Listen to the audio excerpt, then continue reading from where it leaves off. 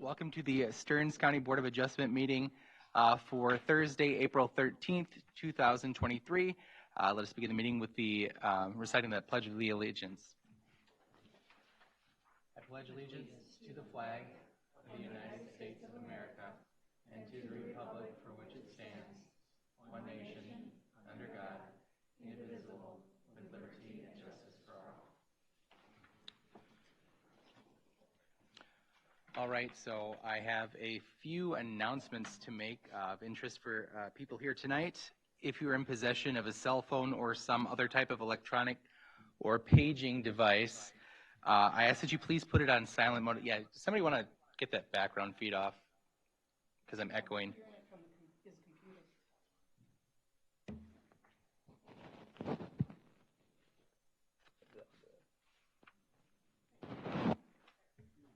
Is that better?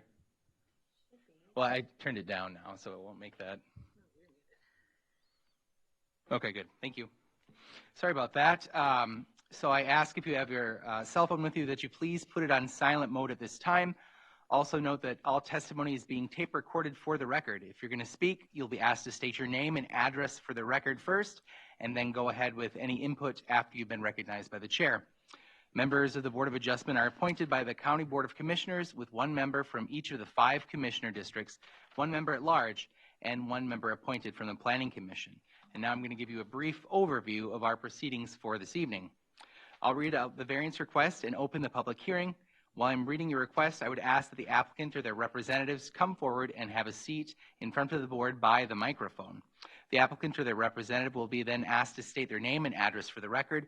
Then Environmental Services staff will provide a brief overview of the requested variance, the staff report, and if any correspondence has been received regarding the request.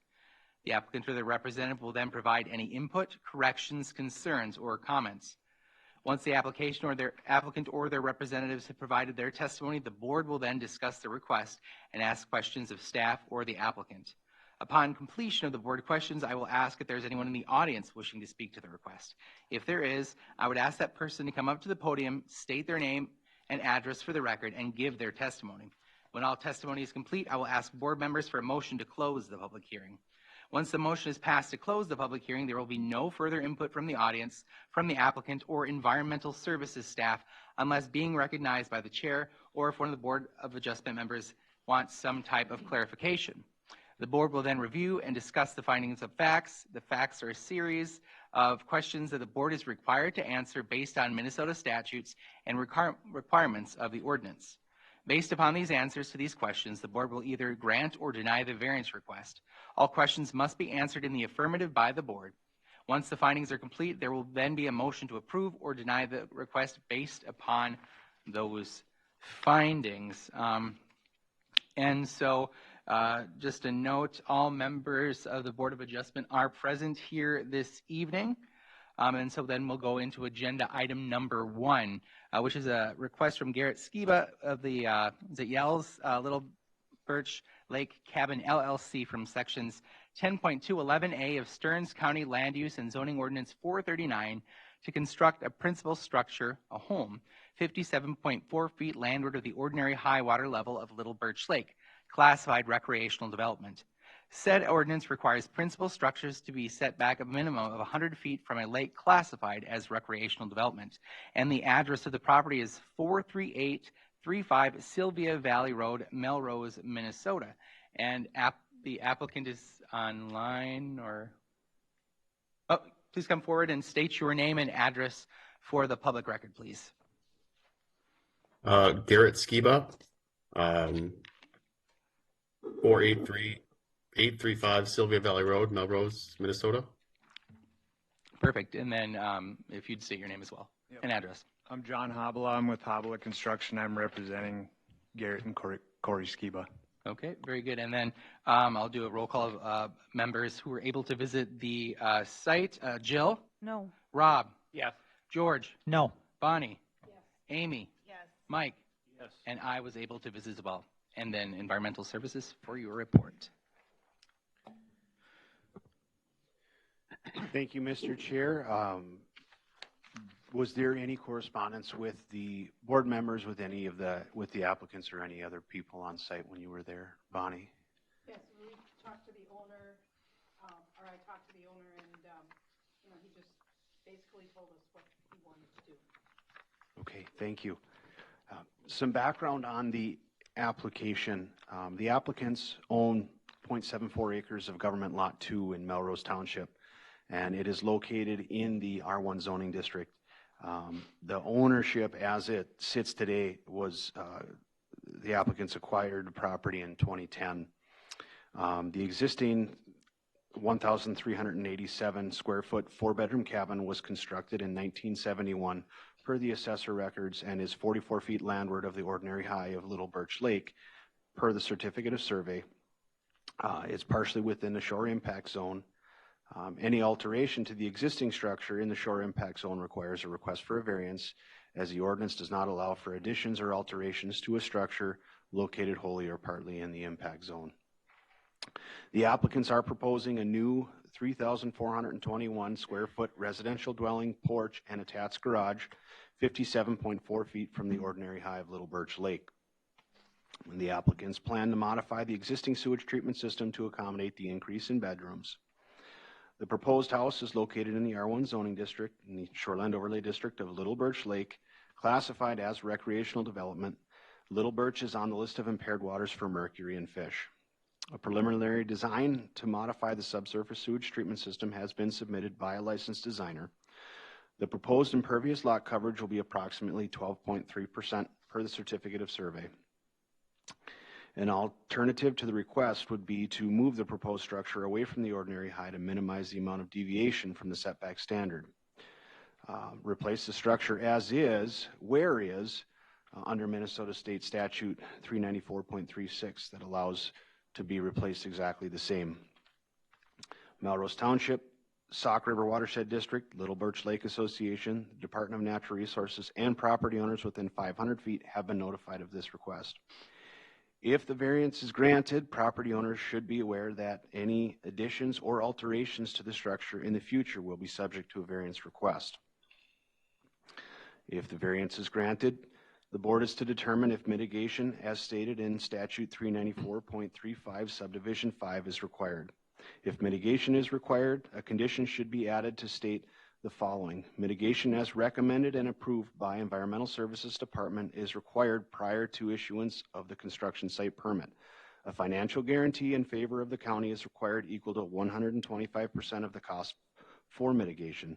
This guarantee is necessary to ensure the satisfactory installation and completion of required mitigation.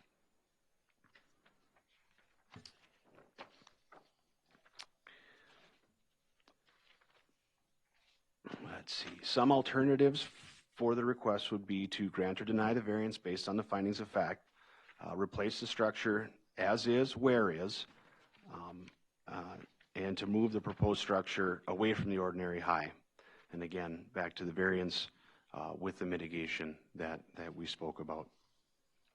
I did receive correspondence from Mike and Carol Kramer at 43821 Sylvia Valley Road.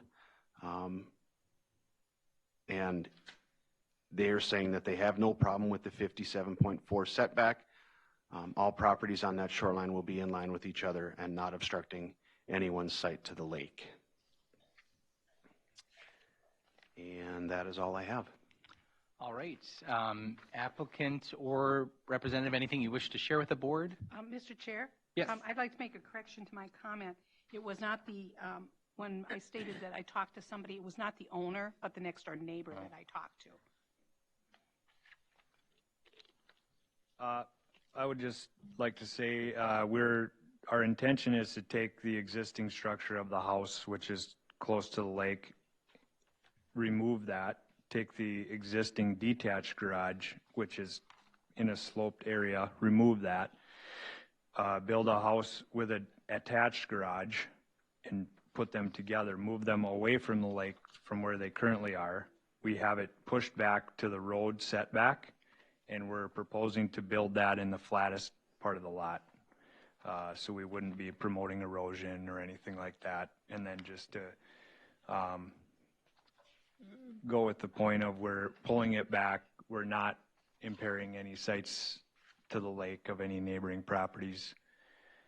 The square footage of the land does support this proposed structure as in the 12.3% impervious.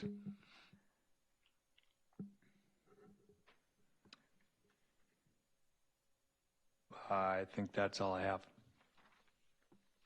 Okay, the applicant, do you wish to say anything, or? Yeah, this is Garrett Skiba. I can give my address again, but I'm guessing it's already on the record. Just a little background of the situation. This property was built on by my wife's grandfather in 1971. It was transferred to a family LLC in 2010. The brothers, there's 5 brothers in total. One is my father-in-law. He was the lone member who wanted to continue this property in the family in my grandfather-in-law's legacy. The rest of the brothers wanted to sell as a favor to him and to keep this within the family. I decided to buy the other brothers out. Our plan is to keep this within the family another 50 years. And our hope is, with this variance to build a new property and to continue enjoying the lake, given how our now departed grandfather would have liked us to. Thank you. Any questions from members for the staff or the applicant or their representative? I have a question for staff or the applicant. When we have this increased square footage, is that because the garage is attached and the existing garage's square footage is not included in the current structure of square footage that we're talking about? Does that make sense what I'm asking? Yeah, Mr. Chair, Member DeLong, when I added the square footage of the existing structure, I did not include the square footage of the garage. Okay. And then the 3,400, that number, does that include like multiple levels? I'm just wondering what the footprint of it is on the land.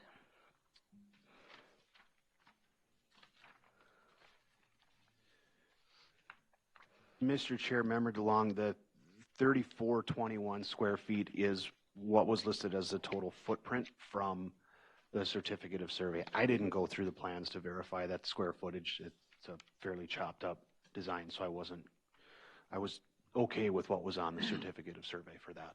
Okay. Go ahead. So that square footage does include the house, the attached garage, and the porch. And the second floor, or just like No, that's my question. Just the footprint. Okay, just the footprint. Thank you. Any other questions? This may be a question for the applicant or the contractor, but you are able to move the house back to, what's the reasoning for why you want to build it where you want to build it? We moved it back as far as we could to the roadside setback.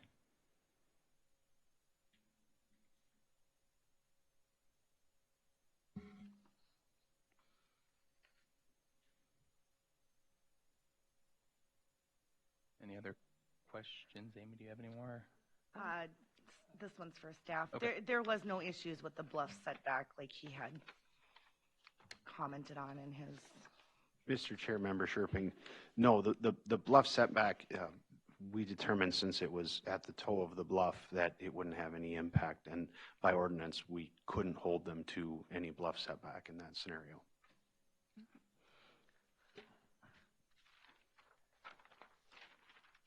Mr. Chair, I have a question for staff. So looking at that last one, I think the survey, so where is the ordinary high water line on this map? Mr. Chair, Member DeLong, the ordinary high would be on the right side of the map.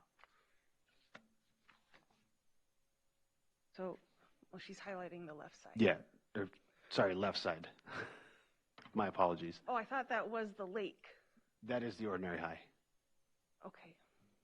The ordinary high water level of Little Birch Lake. So is there so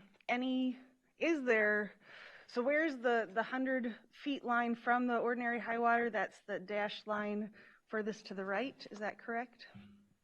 Because that's what the ordinance says is to be 100 feet. So is that 100 feet the dashed line on the right? The 100-foot setback is not identified on this. They just have the setback to the ordinary high.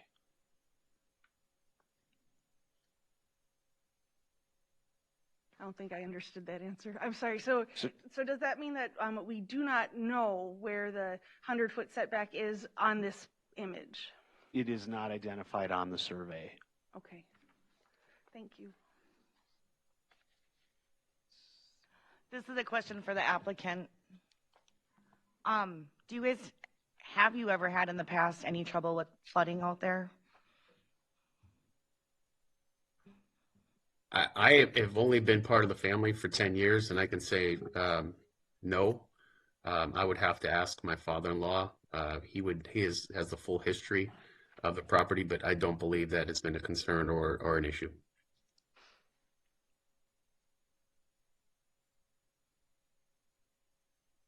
Mr. Chairman, I have a question for probably both of them, the contractor and the owner. Is that 12-foot deck, is that necessary? You take that off the front of the house, you're going back 12 feet now. So you're still not outside that 100-foot setback, but you're 12 feet farther away. I guess necessary could be defined, different by different people. It's wanted, I guess. Okay. And I'm assuming it's probably the applicant telling you where he wants the house on the lot, where to situate the house. So the Or was that an structure input was between designed. both of you? Structure was designed for the homeowner how they want it. We moved it back as far as we could and put it in the most ideal spot on the lot, which is the flattest area. But I'm just curious, who made the decision to worry about the road setback and not the water setback? You're favoring the road right of way over the water. Well, we moved it away. Every foot away from the water is going to be a benefit. So we moved it away from the water as far as we could while still meeting the road setback. That's what I'm asking. Who made that decision to sacrifice the lake as opposed to the road right of way? I was just trying to meet as many setbacks as we possibly could. Okay, thank you. Mr. Chair, question for the applicant. So is there any place on this lot that's not in the bluff that a dwelling could be built that it meets the ordinary high water level? I guess that was my question of asking where it was on that map, because I don't know if there is a way. Is there a spot that one could be placed that would meet that setback?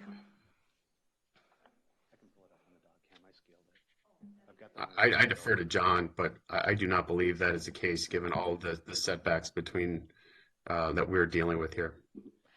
Mr. Chair, Member DeLong, Angie Berg, Brian's going to bring up, he scaled off the 100-foot.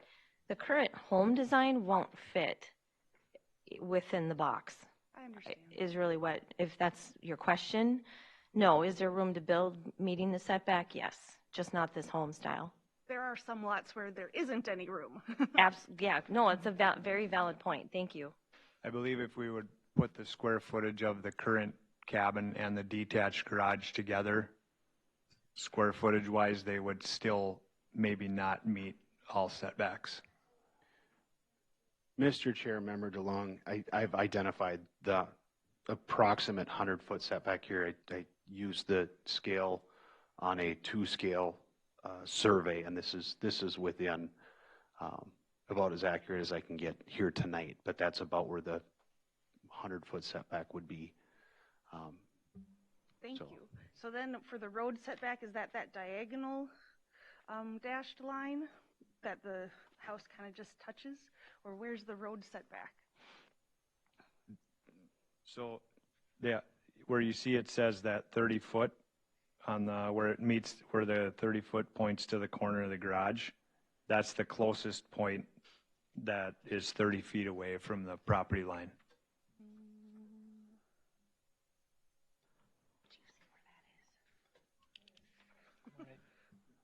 it say 30 foot?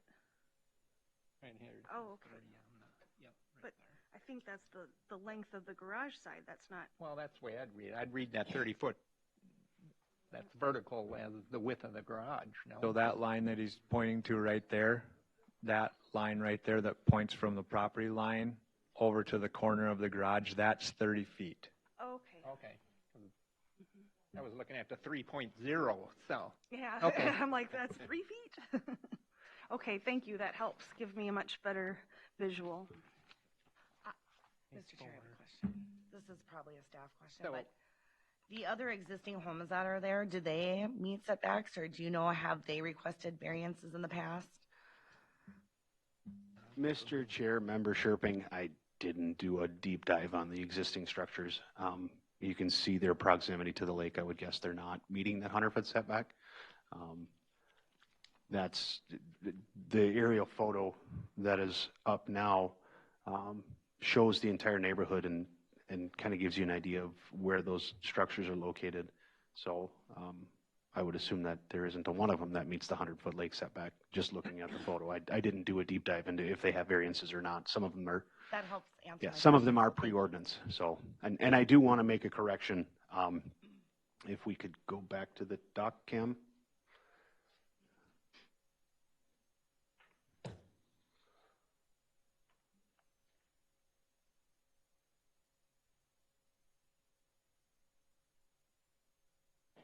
So here on the certificate of survey, the road setback, if you look down in this bottom right corner, this is where the driveway enters into the property. This line here is this east line. It would be a side yard and a 10-foot setback. So, and we communicated that with the surveyor. So them holding to the 30-foot isn't necessarily accurate. The hash line that came up earlier was a line correction that was made early on in the application process that we had to work through our system to make sure that was corrected because it was shown on the survey, and we have that fixed in our system now, and the certificate of survey shows that. But previously, the proposal was from the hash line, and once we got the line correction, that pushes everything further to the east. To a 10-foot side yard setback. So they do have room to move to the east, should they choose.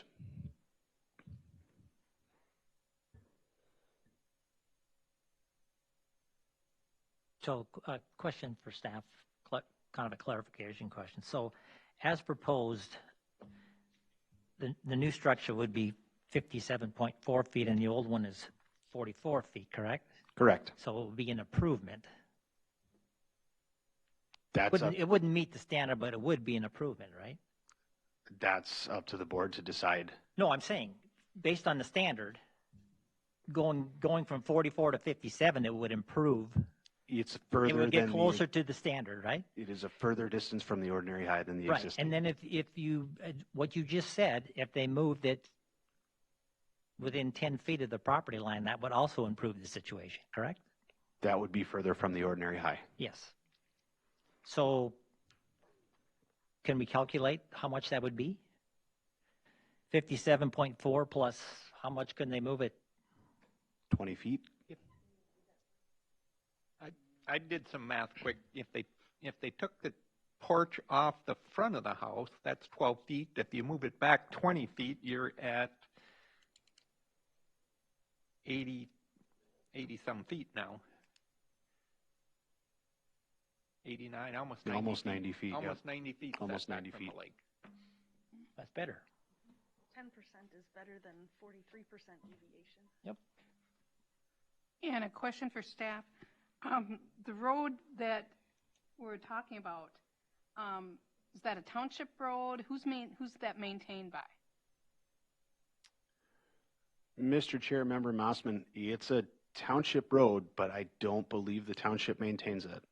So it's a public right-of-way, but I don't believe there's maintenance of that by the township, as is fairly common along the lakes in these areas.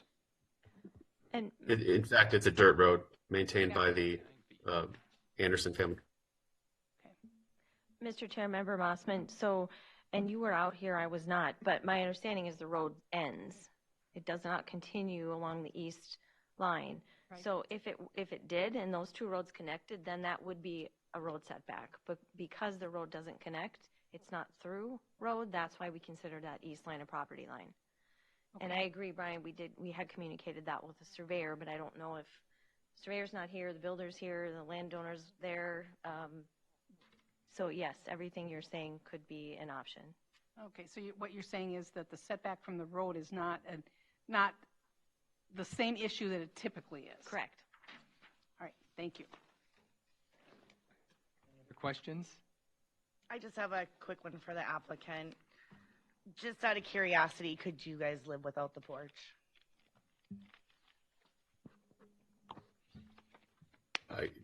As our house currently proposed stands, we have very little lakefront facing. Given how it's tilted to the side, we were not, in an ideal world, we'd build the long side would be facing the lake. Given the orientation as it stands, the porch really would be our only access and availability to kind of sit out there and enjoy the lake. So it is pretty important, to be honest. Thank you. But you still have the porch on the other side of the house that the end will face the lake. It really does not face the lake. It faces the other homes down that road. Well, it's right in line with the porch, the 12-foot porch on this side of the house. How can it I look think a different you're direction? missing the orientation. The 12-foot porch on the left side faces the lake. The entrance to the home does not. It faces the road and the other properties.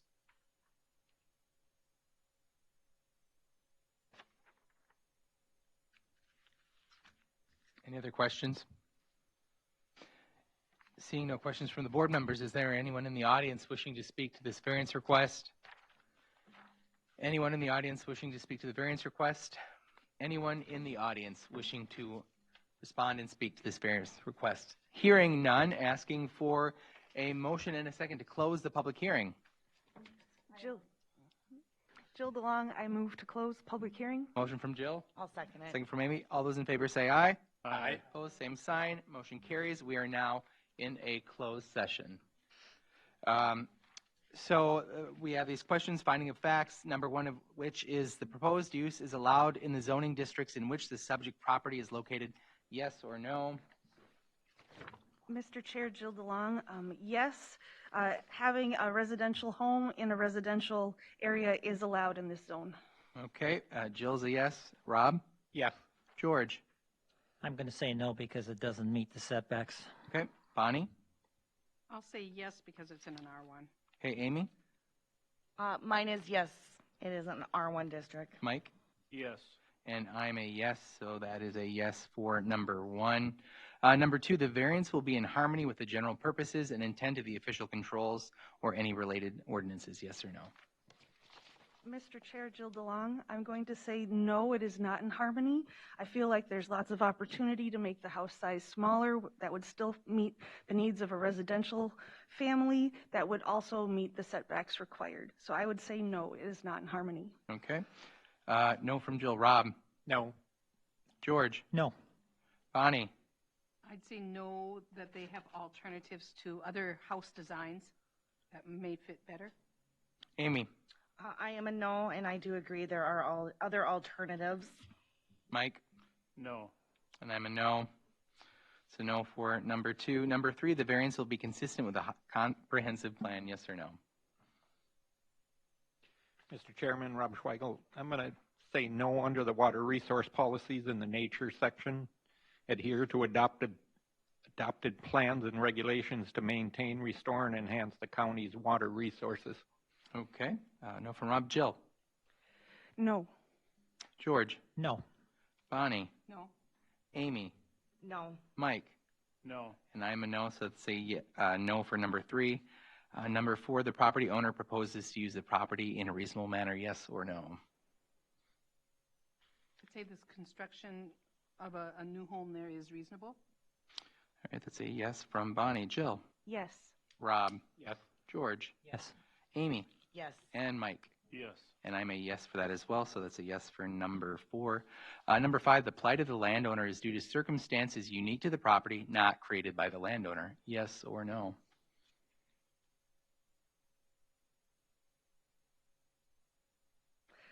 Mr. Chair, Jill DeLong, I'm going to say no, it is not unique to the property. As we've discussed, we feel like there are other options, house designs that could still fit without a variance. All right, that's a no from Jill. Rob? No. George? No. Bonnie? No. Amy?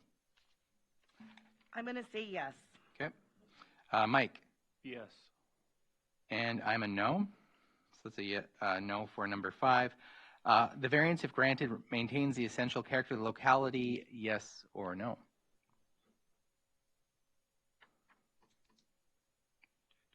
Mr. Chair, I'm a yes. There are other houses that exist out there that are actually bigger in square footage. Okay, it's a yes from Amy. Jill? Yes. Rob? Yes. George? Yes. Bonnie? Yes. And Mike? Yes. And I'm a yes, so it's a yes for number 6. And number 7, the need for the variance involves more than economic considerations. Yes or no?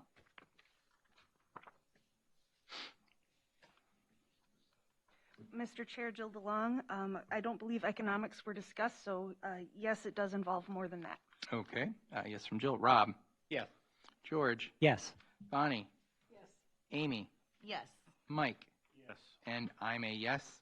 So it's a yes for number 7. So then, since there were several questions answered no, we would be looking for a motion to deny the variance request as presented to the board.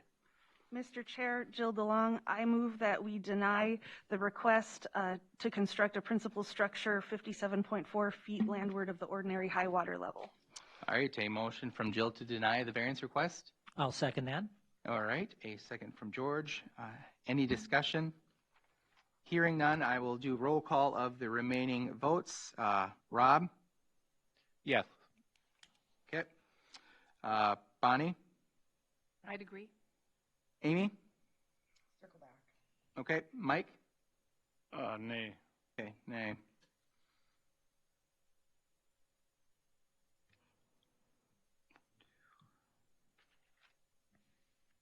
And I'm a no. Okay, you're a no, a nay, and then I'm a yes for the denial. So with that, the request as presented to the board is denied, but feel free, please, to visit with staff during regular business hours to see if something can be worked out. Thank you. Moving along now to agenda item number 2, a request from Eric and Brianna Kurtz, Avon, Minnesota, from sections 9.99A of 10.211A of Stearns County Land Use and Zoning Ordinance number 439 and 6.21P of Stearns County Subsurface Sewage Treatment System Ordinance number 422 to construct a 10-foot by 24 residential accessory structure 1 foot from the right-of-way of County Road 154, 4.5 feet from a side yard property line, 7 feet from an ordinary high water level of Pine Lake, and to place a 1,000-gallon holding tank 2 feet from the right-of-way of County Road 154, and 1 feet of a side yard property line and 19 feet from that ordinary high water level of Pine Lake.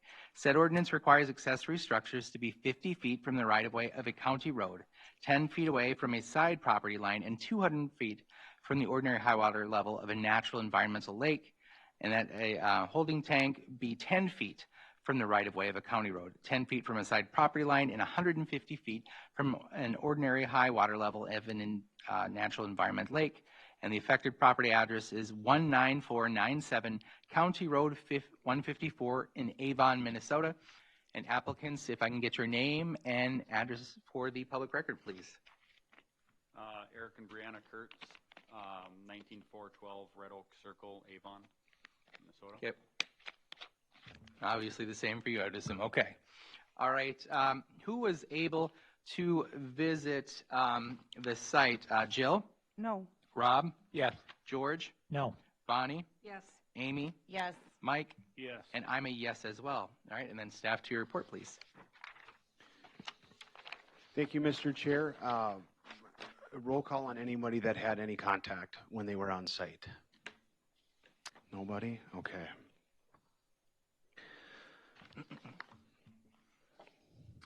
So some background on the property. The applicant owns 0.05 acres of Government Lot 7, Section 7 in Avon Township.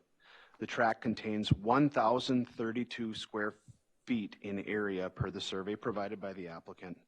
The property is in the R1 zoning district. The applicant purchased the property in January of 2023. There is an existing 20-foot unpermitted RV located partially on the property, partially on the neighbor's property, and partially in the right-of-way of County Road 154. The property is in the Shoreland Overlay District of Pine Lake, which is classified as natural environment. The current impervious lot coverage of the property is 24% per the survey provided. The proposed impervious is also 24%. All requests deviate at least 80% or more from the required setbacks in ordinance. The primary purpose and intent of the road setbacks is for public safety for both property owners and the traveling public. The secondary purpose is to limit structures within the setbacks area to reduce the public's cost in purchasing structures when the right-of-way is expanded to improve roadways. The purpose and intent of lake setbacks for septic systems is to avoid nutrient enrichment of public waters by inducing algae growth. Nitrogen compounds move readily with the groundwater flow with high concentrations as much as 140 feet from the source of the effluent discharge. Avon Township, the Department of Natural Resources, and property owners within 500 feet have been notified of this request.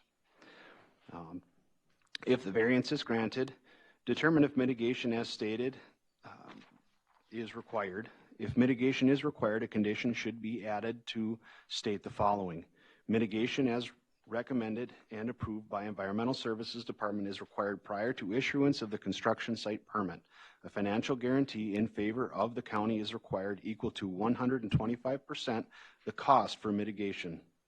This guarantee is necessary to ensure the satisfactory installation and completion of required mitigation. Be advised that mitigation options on this site will be extremely limited.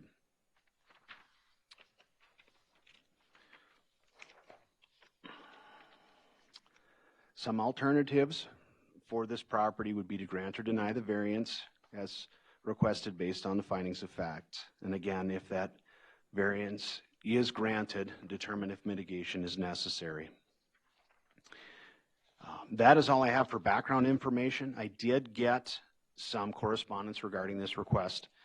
I've sent some of that out in an email yesterday, but I also received a letter from that same person with this request, which is essentially the same of what was in the email. But in a sense, it says that we should preserve the nature of Pine Lake. There's a lot of development already. Many have swam, water skied, and canoed the lake. There's a public access that you were aware of, and there's a lot of fishing that takes place on the lake.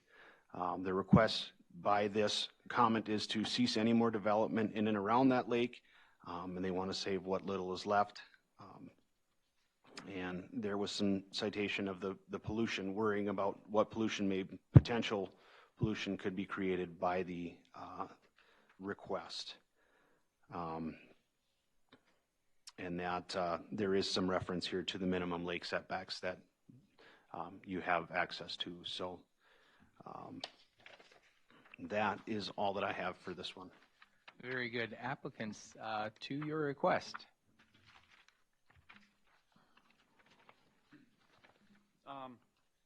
Well, I guess, like you said, we just purchased it in January here. I might have turned it off. So we just purchased it in January here, and we were, I guess, under the understanding when we purchased it here, because it had recently kind of been sold 2 other times prior, once in 2013 and once in 2019 to 2 other people. So we kind of assumed that as far as like setbacks with the camper and the holding tank and whether if anything else that needed to be inspected every time it was sold or purchased, that would have been done. So we contacted to see once what we needed to do if we wanted to get rid of the camper and put something else in its place. Just something to store, fishing gear, stuff like that, tubes, everything else. we went with a 10 by 24 option just because we wanted to be able to store a boat in there in the winter months. Right now we pay for storage for $120 for that. So it'd be nice if we could be kind of self-sufficient on that note and be able to store it in there. If not, on the survey that we had handed in, they do have another drawing of a 10 by 14. Be an option we'd be very willing to go with as well if that was denied on a 24 foot. But You don't need 1,000 gallons either. I mean, as far as the septic goes, we had, I know like the state require, or the county, someone limits that you can minimum put 1,000 gallon tank in. Obviously for us there, we're probably, if all we would ever have is a toilet there, it's gonna take years to fill a 1,000 gallon tank. So we'd be open to going with a smaller tank. Part of the reason we want to change it out is because if you've been there, there's an outhouse and it's a pit right now with just a piece of plywood covering the open part of it. So we would like to do with the camper, with the pit, is basically just to update this. I know the one person was worried about sewage leaking and stuff like that. That's why we want to put a sealed tank in the ground, something that will suffice what, or improve everything that's there, is basically what we're looking to do. I don't know how long ago it's been since the camper was there. This camper was put on there a little bit later. They had a different camper on there prior, much older one. I know they go back to look at the all the aerial footage, and I know, but once you get back to like, you can see it in 2005 a little bit, but like 91 with the big cottonwood trees, stuff like that, it's pretty hard to see anything prior to 91 on that aerial footage on whether there's anything on the lot or not. So I guess that's kind of, I don't know, anything. So I guess I don't know if there was a camper there or not, how much longer it was. I didn't live in this area that long to know for sure there was a camper there or not prior to this, but it does look like back in 2005 yet there was still one there. So, but other than that, I don't think I have anything else at this moment. Okay, board members, questions for applicant or the staff? I have a question. If you guys did go with the 10 by 14 option, what would the setback to the road be then? Is that The drawing. And if you guys want the smaller version, I mean, is it still sustainable to put your boat in? Our boat would not fit in it unless it was the 24-foot option. The 14-foot option would be basically, then we could just store tubes and life jackets and maybe squeeze our little toilet in the corner, was our thought. So I do have a question for you guys. When you guys purchased this property, did you know that these ordinances were in place? Just out of curiosity. To an extent we did. But like we thought that prior, we thought a lot of this stuff was already Gone through. because there was It two was previous sold purchases. 2 years ago, 3 years ago. So we thought when it sold at that point, they would have had to do something similar to this when it changed hands. Right. But it must not have. Right. So And it was never 2019. disclosed in but- your purchasing. Mr. Chair, Member Sherping, this is a survey that was submitted initially, and we asked the applicant to choose one option or another, but on here they've got two options listed. And option one, you can see a 10 by 15 shed, which appears to be about the same distance from the road right-of-way and the side yard, and maybe 3 feet further from the lake based on what's listed here. So not a whole lot different, but that was the other option that was provided. I don't know if that plan would change or not. And Mr. Chair, I just would like to comment on the background information, just to clarify this, because when I asked Angie and she explained it to me, on here it shows that the government lot 7, it's .05 acres. That's what the county has listed. But when they did the survey, it came out less. So actually, the survey shows that the acreage is only half of that. So it's even smaller than what the county, unfortunately, they're probably paying taxes on twice as much acreage as they have, but, which they probably should look into. I guess. Mr. Chair, Member Mossman, on that, not that it's a little off topic, and I didn't say this earlier, but typically the assessor charges based on per frontage foot. Oh, Not okay, on acreage not on on Lakeshore. acreage. Okay. But yeah, a part of a government lot being surveyed back when this was done, it was a Right. guess on lot size likely, but now that we know, they certainly have the right to submit that to the auditor and have that updated. Yeah, but, Okay.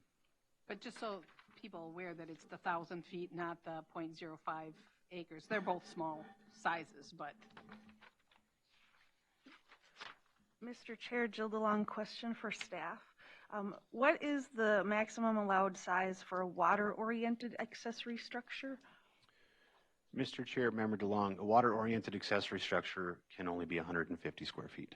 Okay, and this one is more than that. Correct. Okay.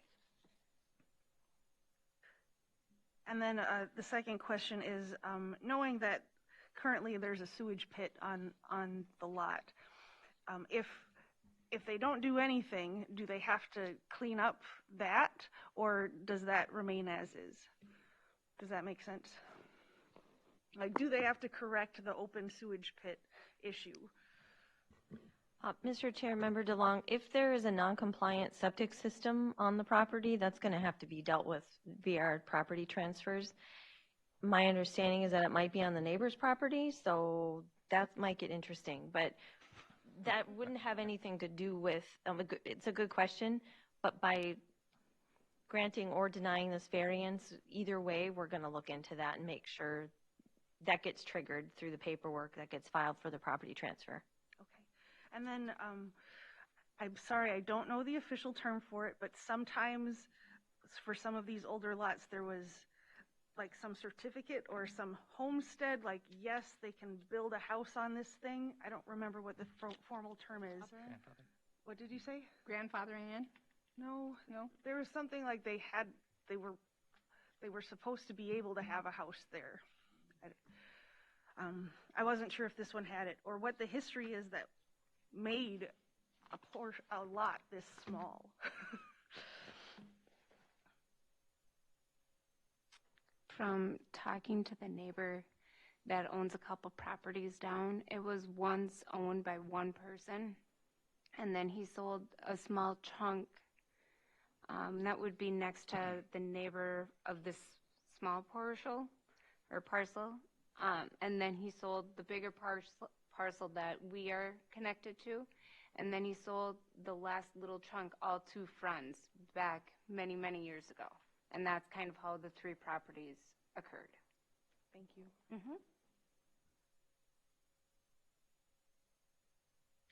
Just a question for you guys. Can you live without the holding tank? We can. It poses more of an issue of, with our three children, where are you going to have them use the restroom when we go down there to swim? I would rather have them pee into a holding tank than have them pee next to a tree.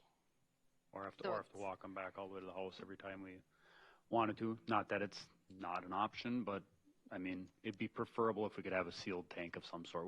Would be on our end, but obviously there's something we can work into if we didn't have. If we absolutely had to, we could do a compost toilet or something else probably. So. Mr. Chair, Member Sherping, one of the things we also talked about, I don't know that it made it to the staff report, but a portable toilet's an option that wouldn't require a permit, doesn't require variance. Composting toilets get tricky. That also has to meet rules and doesn't meet building code. So the answer is the best option if an holding tank isn't allowed for your kids not to go in the bathroom is to get a biffy. And that is common on small lake lots in the summer. Would you guys be opposed to portable? At least do 5 gallons. Right. I mean, something like that would work. It's, I mean, to an extent, a little bit of an eyesore at times, but I guess it would definitely would work. Yeah. Any other questions? I just want a clarification from staff. So then if they went with their smaller drawing that they had on here, this 10 by 15, then the only issue would be the road setback. Is that correct? Because it's water orientated, so they can have it. Mr. Chair, Member Mossman, the setback for water-oriented accessory structure to a natural environment lake is further than the lot is deep. Okay. Yeah. All right. So that's a So they would still not meet that meet setback. that with if we went with 150 foot. Correct. Okay. So all the junk that's out there, did you guys, We want it all cleaned up, gone. That's thank you. part of the reason we were looking at You know that's buying a it. really busy road too, right? Yes. Yeah. That's why we kind of want to, there's that privacy fence there. We kind of want to be able to keep that there, or, well, not keep it, but Put a update it new to one. a better looking one as well. So I know the property lines were a little questionable. Do you guys for sure know exactly what your property lines are now? Yes. Yep, we do now. The stakes are out there, stuff like that, and so we know where all the lines are. And I if- thought it was closer to the road, but I didn't realize there's a 50-foot setback from it when we bought it, but And if we could use or build the bigger structure, that's going to block a lot of that road because the long side of that structure would be along the road side. So we can utilize that to kind of block things off a little bit, noise and everything else along with it, but car lights and that kind of idea. But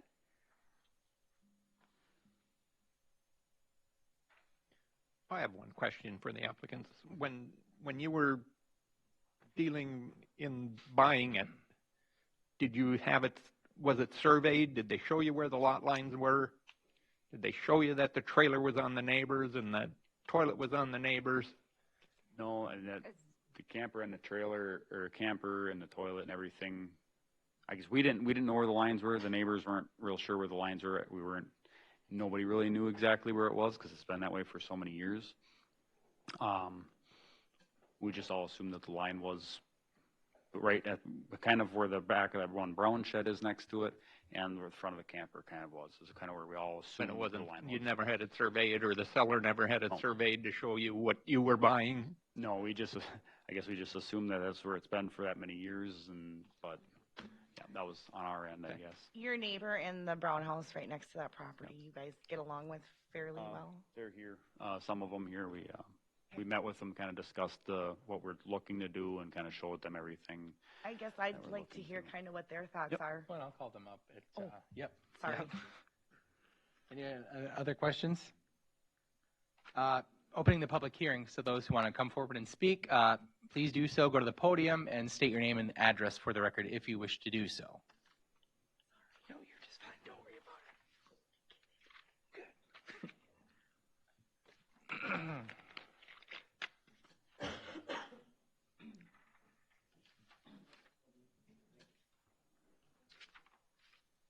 Hello, my name is Mark Caribou. Address is 3111 9th Street North in St. Cloud. Say our family owns the property right to the east, and we have talked to Eric and Brianna, and certainly what they've talked about is, if you've been out to that property, is an improvement over what it looks like now. Frankly, you know, our biggest concern in the whole thing is the buried tank. You know, when you look at the plan, it's within, even now when the lake is high right now and it's still rising as the thaw comes, we are out there, it's within 20 feet of where that holding tank was going to be. And so that's probably our only biggest concern. We talked about the structure. Again, I think what they're proposing is an improvement over what it is today.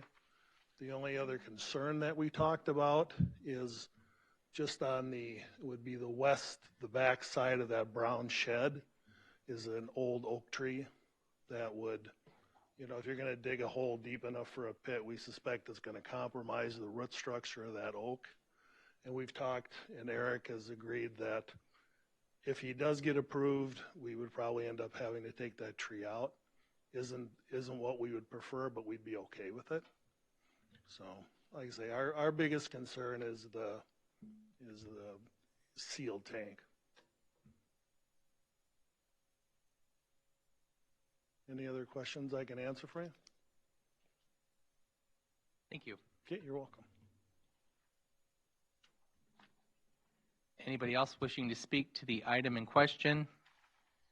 Anybody else? I literally have to ask this 3 times. I know it sounds stupid. All right. We had discussed the tree a little bit, and I did offer too that if we did have to take the tree down, I did offer to put up or plant another, like a 6-foot or better, nice size, well-started tree real near that, maybe on the property line or somewhere that we can agree on a tree type or size, so. And you guys are cool with that as neighbors? If the tree gets removed and he replaces it with another one?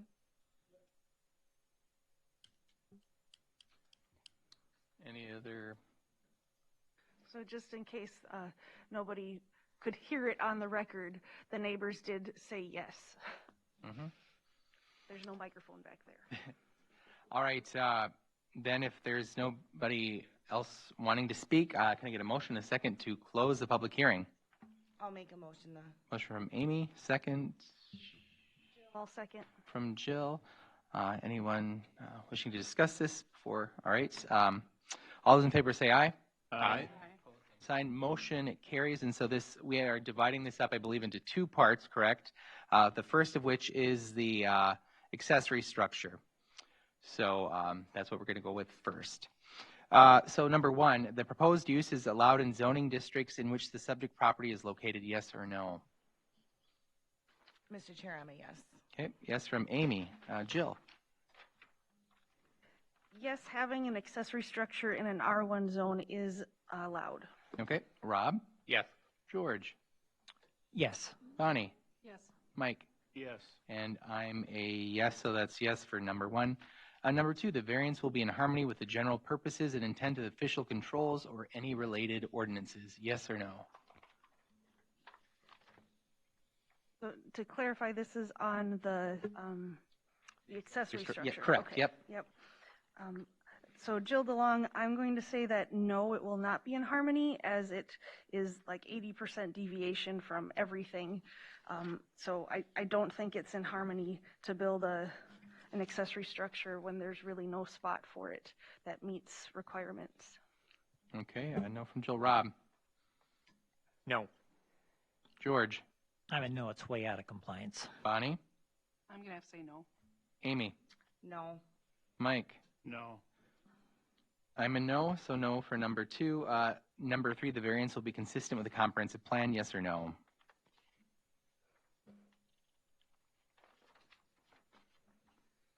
Mr. Chairman, I'm going to say no, being that close to the water. The comprehensive plan nature section, water resources, number 1, adhere to adopted plans and regulations that maintain, restore, and enhance the county's water resources.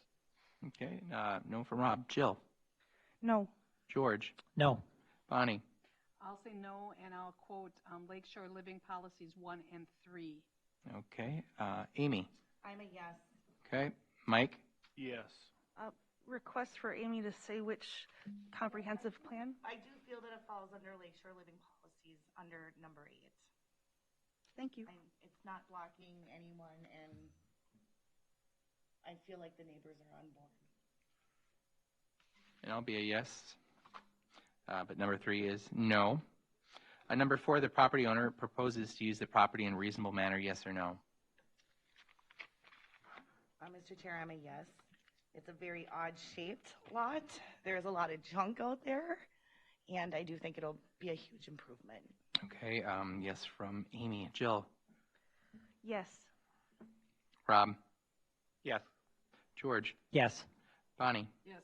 And Mike? Yes. And I'm a yes, so that's a yes for number 4. Number 5, the plight of the landowner is due to circumstances unique to the property not created by the landowner, yes or no? I'm going to say yes for lots of reasons. The size of the lot, the location to the road, the availability of a spot for a buildable spot. So I would say yes, it is the plight of the its unique circumstances. Okay, yes from Bonnie. Jill? Yes. Rob? Yes. George? Yes. Amy? Yes. And Mike? Yes. And I'm a yes, so it's a yes for number 5. Number 6, the variance if granted maintains the essential character of the locality. Yes or no?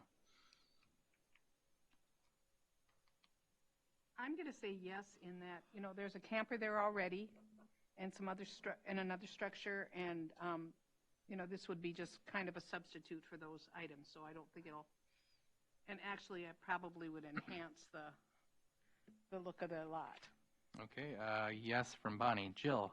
Yes. Rob? I'm going to say no. It's too close to the lake. It's too close to the water. No. Okay. No from Rob. George? I'm a no for the same reasons Rob said. Okay, Amy? I'm a yes. I feel it's a big and huge improvement in that area. Mike? I'm a yes.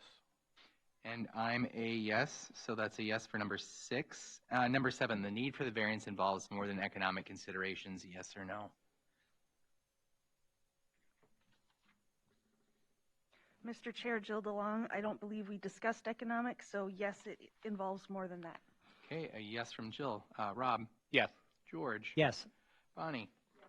Amy? Yes. And Mike? Yes. And I'm a yes as well. So unfortunately, since there were 2 no's for this variance request, we do need to look for a denial of this request. So needing a motion and a second for that.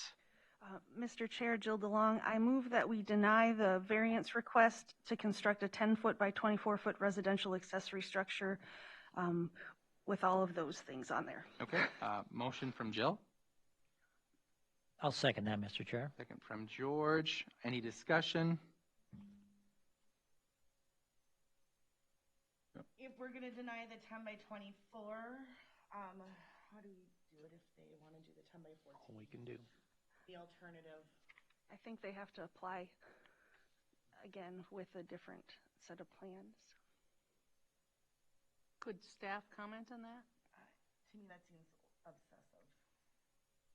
No. I mean, they're going smaller.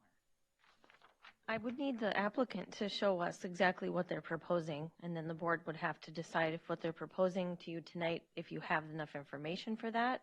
But what we don't want is it to be unclear, and then we go to the office tomorrow and we don't know exactly what you did. So we would need to understand the drawing. Do we have the drawing for what they're proposing, Brian? We have a drawing. I don't know if that would be the plan. I think the applicants need to talk to us about that. I mean, the board, it's not the way that we like to do things, because it's not let's make a deal. You apply for something and you get a decision. So I'll let the board decide if you want to entertain a different request this evening, and if so, how you're going to do that so it's clear. Mr. Chair, I would like to point out, I think this is correct. Even if they put that smaller structure, it's still out of compliance with distances. And I don't know that I would feel confident in my ability to make any legal binding decisions on positioning and size of a building.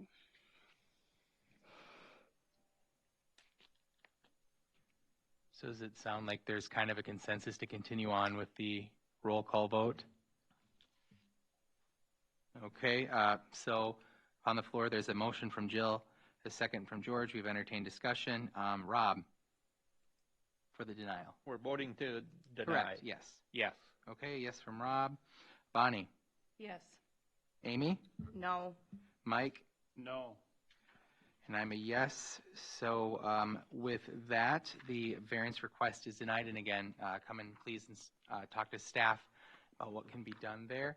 And then so we need the second piece of this, correct? For the holding tank. Yes, I believe that's correct. Yep. And that's for the right-of-way from 154, I believe. Okay, so moving on to those finding of facts for that holding tank. The proposed use is allowed in the zoning districts in which the subject property is located, yes or no? I'm going to say yes, holding tanks are allowed in R1s. Okay, yes from Bonnie. Jill? I just wanted a question here, sorry, on, so the holding tank, the variance is that it's 1 foot from a side yard, 2 feet from the road, and 19 feet from the lake. What is the current required minimum from the lake? 150 feet? Okay, sorry. Thank you.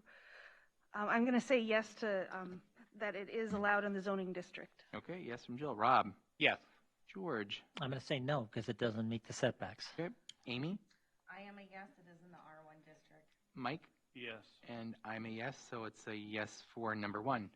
Number 2, the variance will be in harmony with the general purposes and intent of the official controls or any related ordinances. Yes or no?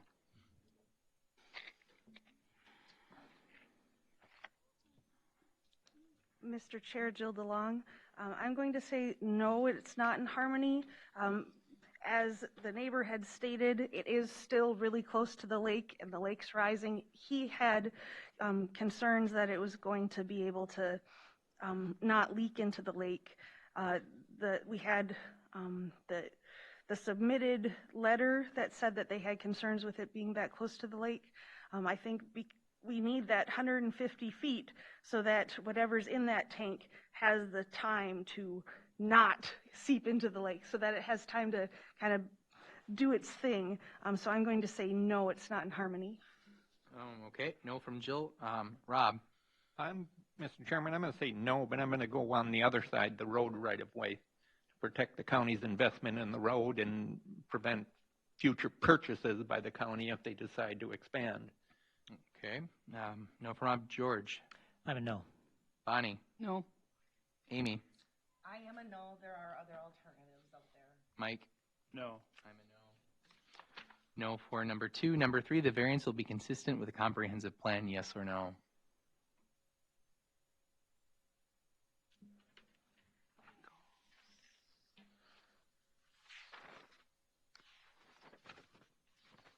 Mr. Chair, Jill DeLong, I'm going to say no, it is not consistent with the comprehensive plan under water resource policies. Number 1, adhere to adopted plans and regulations that maintain, restore, and enhance the county water resources. Okay, no from Jill. Rob? No. George? No. Bonnie? No. Amy? No. Mike? No. And I'm a no, so that's a no for number 3. Number 4, the property owner proposes to use the property in a reasonable manner. Yes or no? Well, on this one, I'm going to say yes, because it's reasonable to want to have a bathroom facility on your property. Okay, yes from Bonnie. Jill? Yes. Bob? Yes. George? Yes. Amy? Yes. Mike? Yes. And I'm a yes, so that's a yes for number 4. Number 5, the plight of the landowner is due to circumstances unique to the property, not created by the landowner. Yes or no? I'm going to say yes, and for the same reasons that I stated with the previous findings. Okay, yes from Bonnie. Jill? Yes. Rob? I'm going to say no. There's no other that we know of tanks that close to the water or the road right-of-way. Okay, no from Rob. George? No. Bonnie? Oh, you said yes. Yep. Amy? Yes. Mike? Yes. And I'm a yes, so that is a yes for number 5. Number 6, the variance, if granted, maintains the essential character of the locality. Yes or no?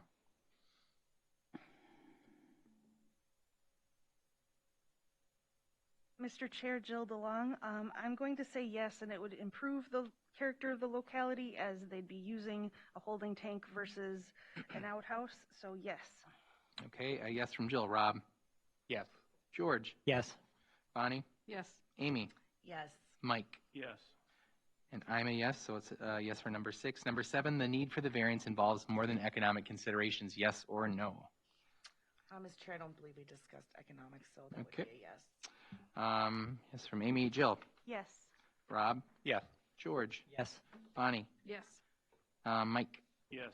And I'm a yes, so that's a yes for number 7. Unfortunately, there were several questions answered in the negative, so we would be looking for a motion to deny this variance request as presented. Mr. Chair, I'll make a motion to deny. Motion. Okay, motion from Amy.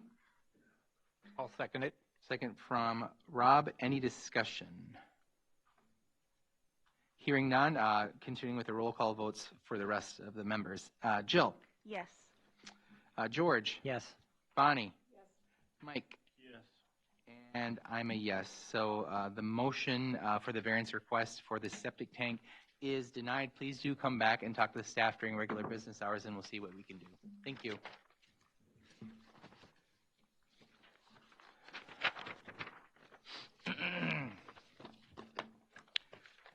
moving on to agenda item number 3.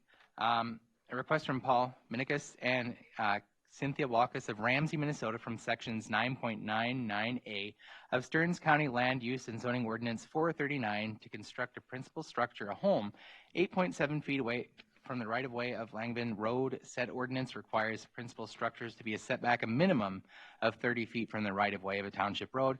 The property address is 20225 Langvin Drive, Richmond, Minnesota.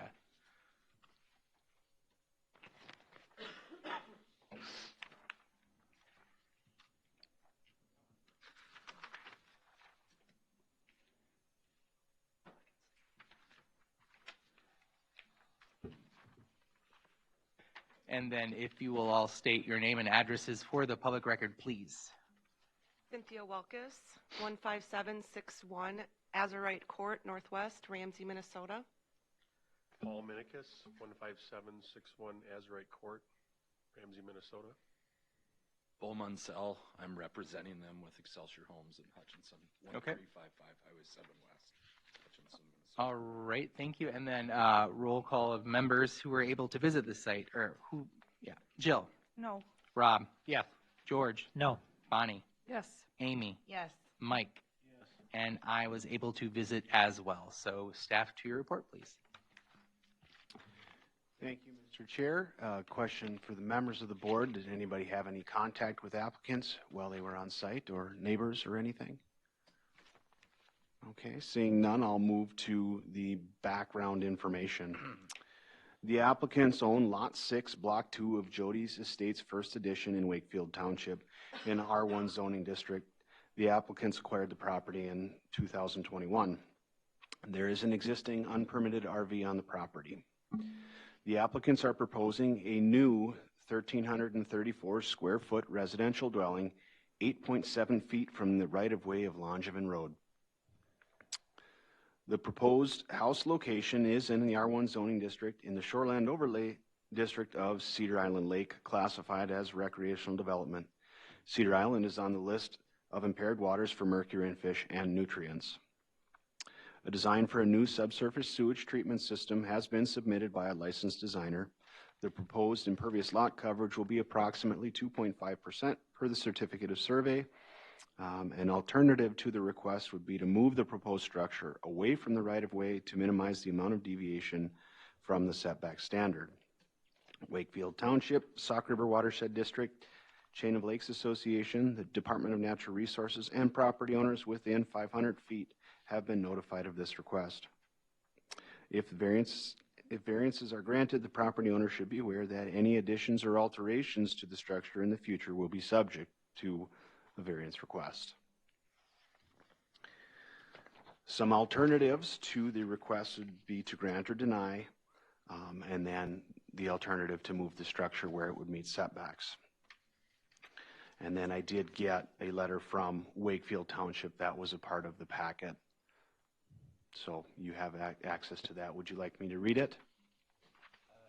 I don't think we need to have it read into the record. And just a summarization, that was basically saying they were okay with it, right? They had no issue? They were in support. They were in support with no concerns. Okay, if it's read into the record, that's fine. Okay. Anything else? That is all I have. Okay, thank you. Perfect, thank you. Applicants, to your request, please. Well, I did most of the zoning work and had the survey done. So what we're proposing is 8.7 feet from the property line. There was a well existing here when I entered the picture that was drilled previously. So trying to find out the best place for the dwelling. The septic system, of course, has to meet the 50-foot setbacks from there. We felt that this was the best place in regards to the area and with erosion control, with the slopes. So as you know, who visited the lot, there's really not a flat place on the lot. And looking down the road, it's a private road. Well, it's a township road, but it's privately maintained. And as you go down the road to the north, there are several other properties that look like they are either in the road right away or closer than what we're proposing. So that is kind of how we came to the decision to ask what we did. Do you have anything to add? All right, questions? I do. So on the map, the way that it's laid in here, is it just this one corner of the house that would be Yes. in the Yep, right way? it's just So the the rest corner. of it wouldn't be. Right. And we're still, that's 8 feet. We're not in the right of way. We're 8.7 feet as the variance asks. Okay.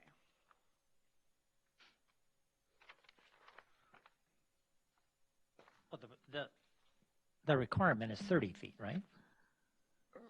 Yes. But the rest of the house would be in the 30 feet except for that one corner. Am I looking at that correct? No. No? Oh, about No. half the house would be No. So you can see the buildable space. this line Which across is right here. here. Oh. This is the required 30-foot setback. Okay.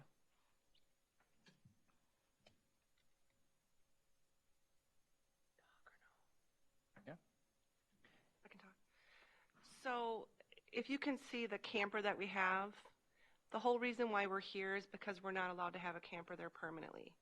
So that's why we're here applying for a smaller home. We could have went with a bigger home, but we went with a smaller home to not impede on the slope. So then the erosion would happen if we dug into the side of the slope. And like Bo had said, that road is owner maintained. It's not a very well trafficked road. It's gravel. It's very narrow, so there's not a lot of traffic where the house would impede on. If I can ask you a question, how would you, if you were applying for a bigger house, how would you do that when your small one doesn't fit? How would you, but you said you would have, but you were reducing it to stay back. But if you can't make this one fit, how would you have made the bigger one fit? We probably would have sold the lot if we can't have a smaller house because the lot is so sloped. There's really no level spot. When we purchased the property, it was vacant for many, many years. We planned on just keeping a camper on there and using it as a weekend getaway. But Angie came out and looked at it. We cannot have the camper there. And okay, the next step is to put a smaller home on there. This is a question for Angie then. Can you clarify why a camper isn't permitted? I guess I'm not familiar with why. Yes, Mr. Chair, Member Sherping. So Wakefield Township has an ordinance where they have a minimum size for a residential dwelling unit, and if a camper is on a lot for more than 30 days in a calendar year, it has to be permitted as such. So therefore, they likely wouldn't have gotten a variance from Wakefield to have a camper, is kind of the inkling that they received from the township. We only have a couple of townships with that restriction, Wakefield being one of them. And so, yes, they've been cooperating with applying for the variance to try to do this. And if they can't do this, then they have to make a decision, I guess, on what to do. But that would be why. An RV still, though, even if we weren't in Wakefield, an RV would still have to meet all the setbacks, which I think it does. Yeah. So. Okay. So it's Does that issue make with sense? The township, not the county, yeah. Okay, I just have to clarify this too. So they can't get a variance from the township to permit a camper there? That's the understanding that Cindy got from talking with the township, but I wasn't privy to that, so she may want to talk about that. If there's area on the lot that we can build, we would be denied a variance for a camper. Do they prefer you to build? Yes. They want to get rid of RVs. Yep. Oh, okay. So a question for, I guess, builder, if that's what you're calling yourself. Again, go over, why can't you move the structure to the south? The well? Well, so there's a couple of different reasons. One would be like with the septic system, so the tanks. We have the septic system designed basically in the only place that it could be on this lot. When we're looking at the location of where the tank is, and the tank still has to be 50 feet away from the well. And so when we move further down the hill, and this is all sloping down. Yep.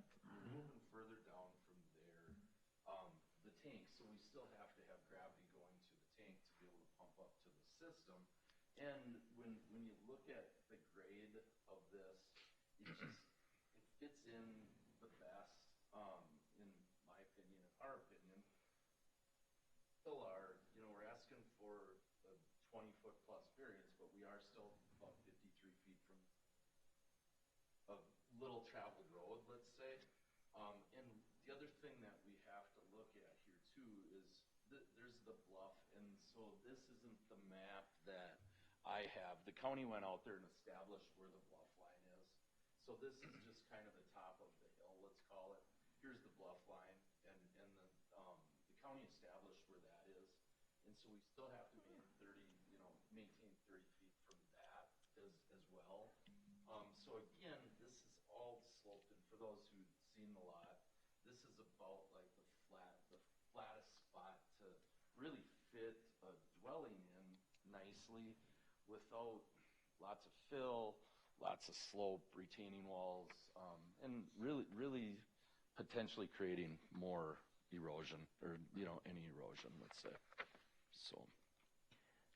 So another question, I don't know who can answer this. So it's unclear to me, that road, that it is a township road or not a township road. If the township doesn't plow the snow, grade the road, do any maintenance on it, it's not a township road. If they haven't done it with over 6 years, it's not a township road anymore. So if it's not a township road, is the easement an issue? Mr. Chair, Member Fiedler, I can address that a bit. So regardless of the township involvement in the road, the setback is the same. Even if it's a private road easement, it's 30 feet from the private road easement or 63 from the center. The theory on strips of land, we'll just call them like this, is that if they were ever going to be maintained or taken over, it would be by a township. We do have a lot of plats in this area where they are platted, and then we have some that are meets and bounds. So the ownership is not ideal along that whole corridor.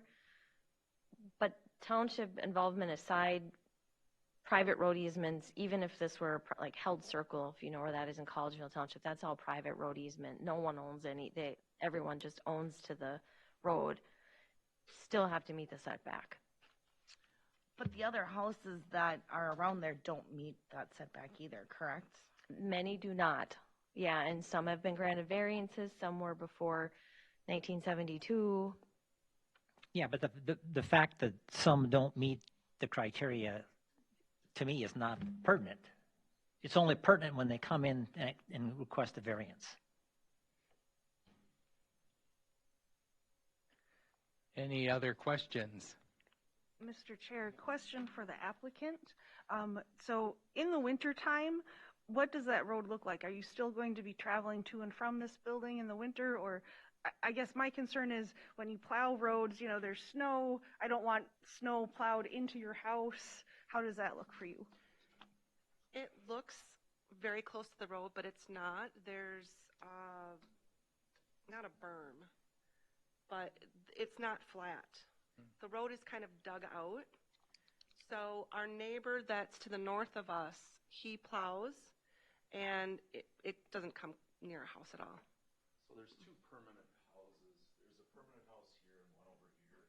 And so yeah, this road was kind of cut out of the bank at that time, and it's still 53 feet. So it's a long ways from where the traveled road is, and the snow would get nowhere near that. It would maybe be 5 to 10 feet off of there.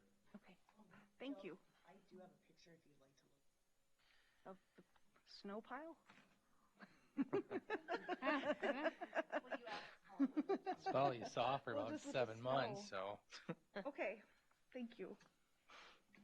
We had a lot of snow this year, so that's why I asked. And yes, we plan to use it all winter. Any other questions? Anyone? Okay, asking any public input, which it doesn't look like there is, but again, required to ask. Anybody wishing to speak to the variance request?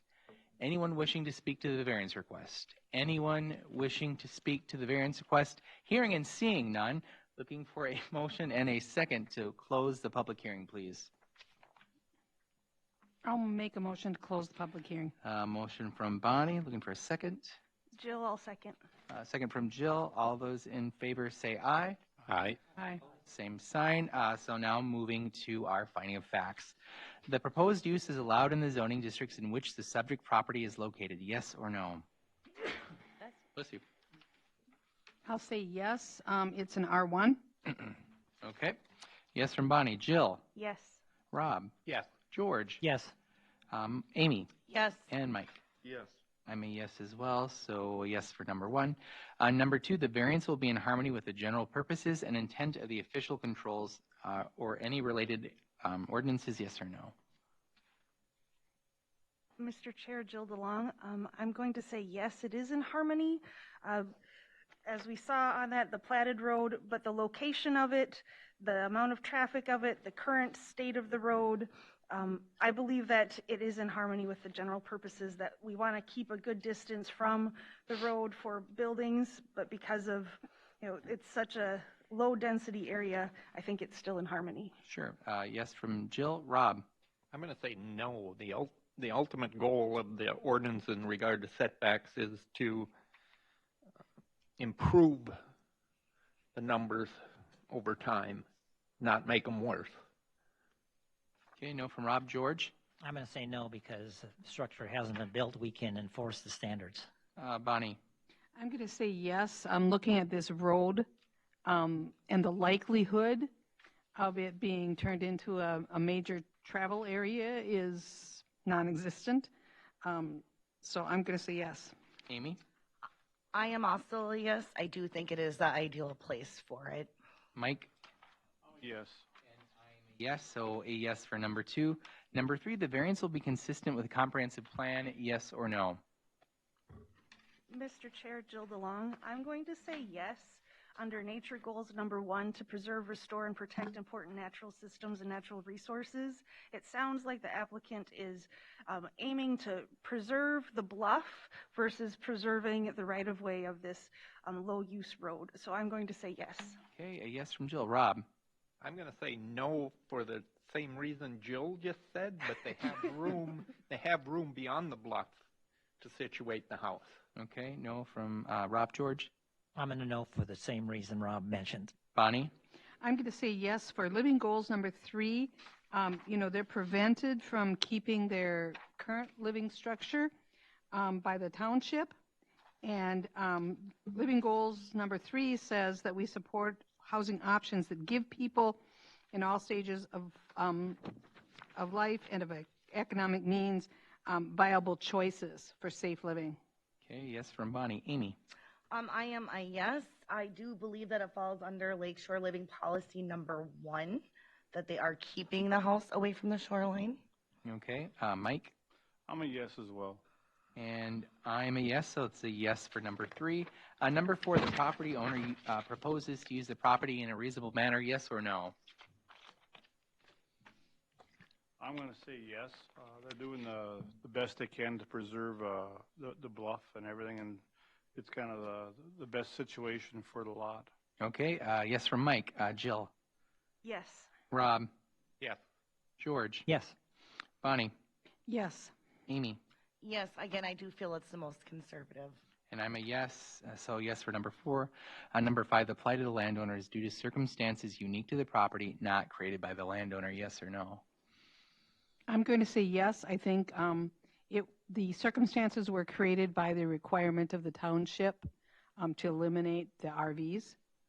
Okay, yes from Bonnie. Jill? Yes. Rob? No, there's room for improvement to meet those setbacks and stay away from the bluff. George? No. Amy?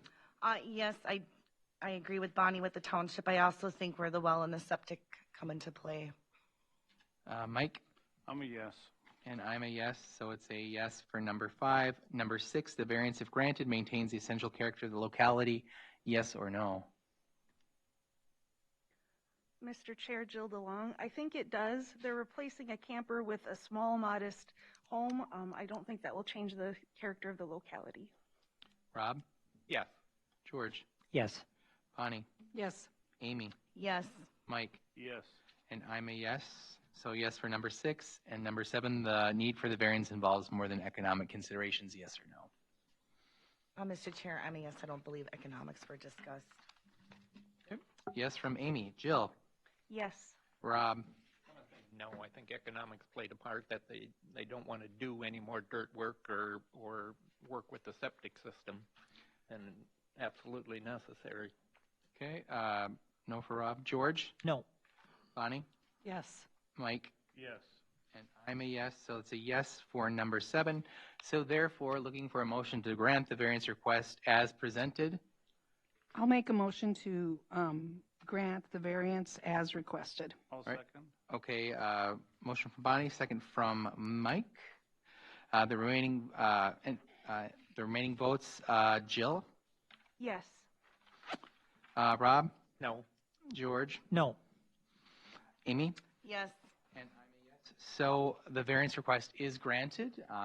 Talk to staff during regular business hours if you have any more questions, and have a good night. All right, moving on right along here to our minutes from our March 9th meeting. If anybody's perused those and looked them over, we'd look for a motion in a second. Mr. Chair, I'll make a motion to accept the minutes from the Okay. March meeting. All right, motion from Amy, second. I'll second it. Second from Rob. All those in favor of the approval of the March 9th, what? Go ahead. Oh, March 9th minutes? Aye. Aye. Aye. I like, okay, aye. Didn't We're say, all okay. approved. Okay. And then next meeting is May 11th, right? Just real quick, I know I sent you all an email. It's a good opportunity to talk about this. I promise really quick.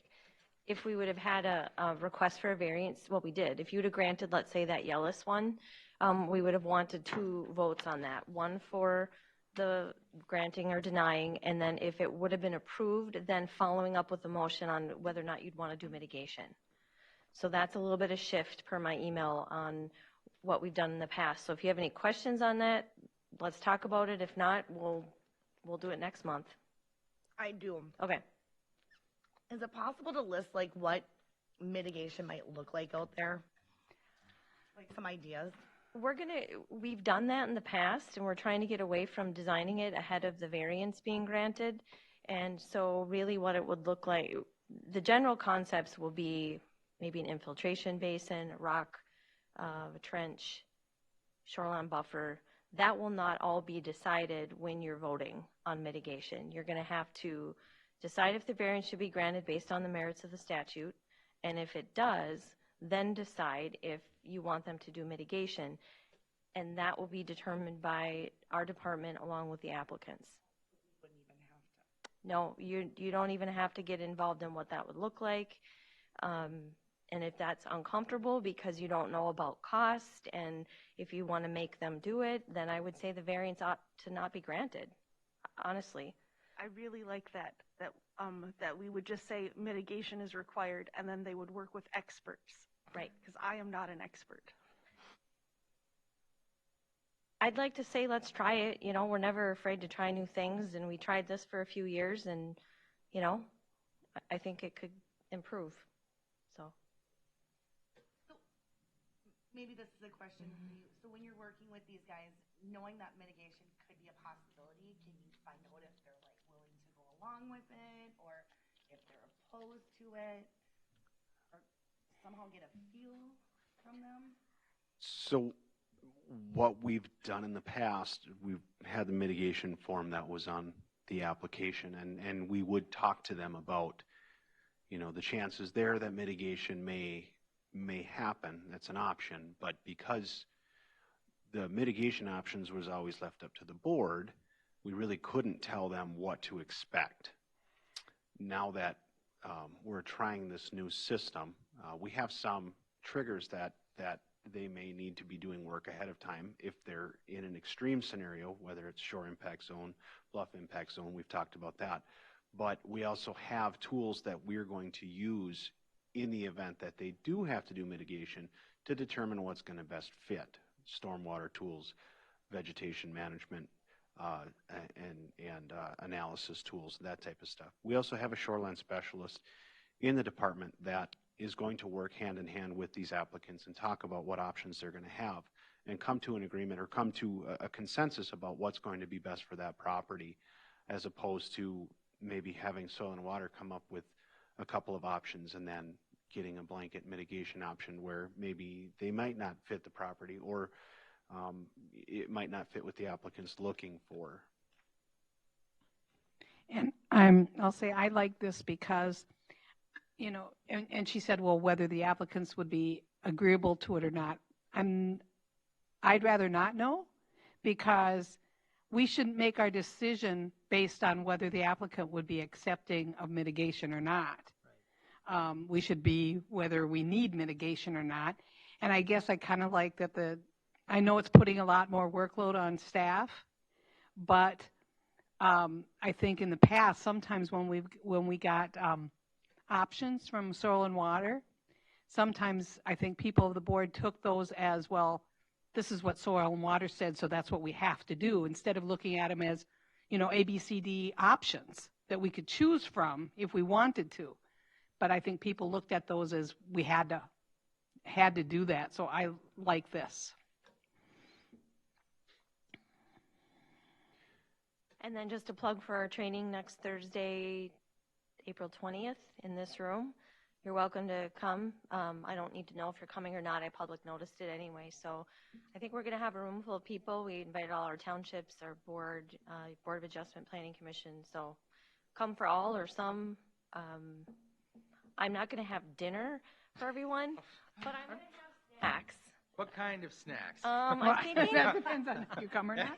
I'm all about that food, so maybe I'm thinking of doing it. We'll get like a meat and cheese tray just for a little munchies, maybe some chips, cookies, something, because I know people will probably be coming straight from work too. So. Yes. What's the or top? was it 5:30? I thought it was 5:30. I think it's 5:30. Yeah, I was going to say, wasn't it? Let's check my calendar. Well, if we show up at 6, well, whatever. 8:30. But she said you can come whenever. Yeah. See, yeah, exactly. But I never like coming to meetings halfway through. What are we going to be talking about again? 5:30. So we hired one of the attorneys who represents counties and cities in lawsuits. His name is Jay Squires, and he's going to come talk to us just basics, land use, law, training. We typically offered it every 3 years, mostly for townships, just to kind of give them up to speed. But we always invite you guys too, because some of it's really foundational, and then some of it's like, if you get sued, think about these things. So it might be review for a lot of you. Take it or leave it, and you'll get a handout packet kind of thing. You can ask questions, free legal advice on this stuff. So I've had a few presentations from Jay, and it's really worth going to. It's usually pretty entertaining. It's not something you're going to fall asleep through, and it's very informational. And I think he is retiring soon, so I believe this is our last go around with him. he already did. Oh, he already retired. Take this as an opportunity, because you will not get this again. Through my career in this world, I've had a few opportunities, and I never miss it. So I will be here myself. Then Angie, are there any agenda items for next month? Do you know? Oh yeah, a lot. We have one administrative appeal, which it's been a while since you've had one. Their last one, I think, was Love's Travel Plaza. They asked for campers. So that's an appeal that you're not used to seeing. Basically, they're asking for a variance from our food, beverage, and lodging ordinance that requires something. I don't want to get into the details, but it's not a land use and zoning or septic thing. So that will be a bit unusual, but we'll guide you through that. There's a feedlot variance. I don't know anything about that one. And then Dave Nett, who does what Brian does, has 8. Land use, septic, zoning, shoreland stuff. So all the ones that weren't done last month where you only had one, now we get a lot more. I know, we were holding our breath, and I think it just all it starts to thaw. There's 10 total. I'm seeing nods. Maybe somebody should bring supper this time. I'm just kidding. You would Angie, have you to. gonna bring snacks? No, right? I can make some cookies. Your options as a board would be to direct us to have 2 meetings. You could start earlier. 6 is already early, I know, for a lot of you, but we take the direction from the board, so. I just think that's a lot for one night. I guess I'd like to see 2 broken at half and half, 2 different meetings. I don't care, I'm good with one.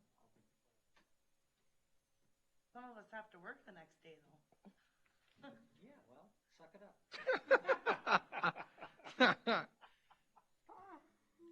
Mr. Chair, do you want to go through the group and decide? Yeah, You general discussion or? I move we have 2 meetings. I second that. Not an official resolution, but it's whatever.